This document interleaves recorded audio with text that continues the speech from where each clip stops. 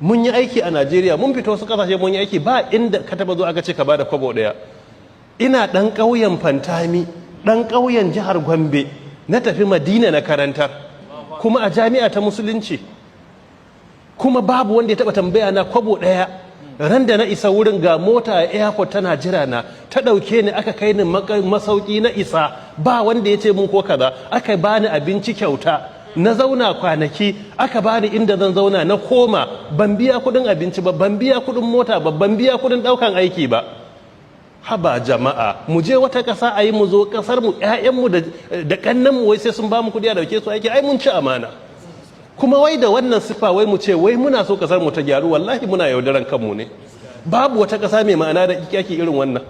Yara sun yi karatu, in ba da aiki mu ba su haƙuri, mu koya musu wani abun da zai rike su a rayuwa. Hanyoyin rayuwa suna da yawa, amma ƴaƴanmu da ƙannenmu wai sai an karɓi kuɗinsu a ba su aiki.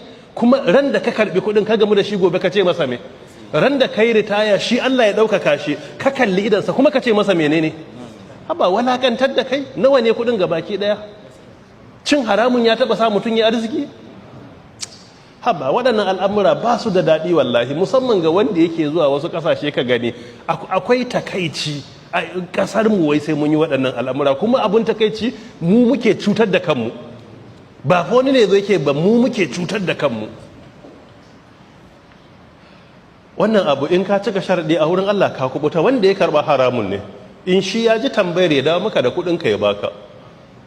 Wannan shine ka'ida. Mahaifiya da ta rasu Allah ya gafarta mata, ban gane tambayar ta ka cewa ko akan rasuwar mahaifiyar ne ya dame ka ko kudin da ka bayar ba.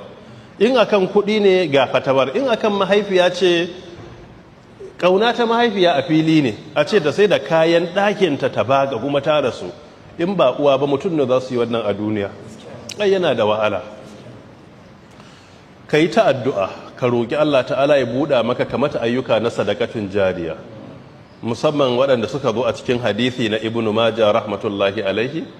Shi ma hadithi na Ibn Majah ne kamar na farko, abubuwa da manzo ke cewa inna mimma yalhaqul mu'min min amalihi wa hasanatihi ba'da mautihi ilman allama wa nashara aw waladan salihan taraka aw musafan waratha aw masjidan bana aw baitan libni sabil bana aw naharan ajra aw sadaqa tasaddaqa bihi fi hayatihi qabla mautihi.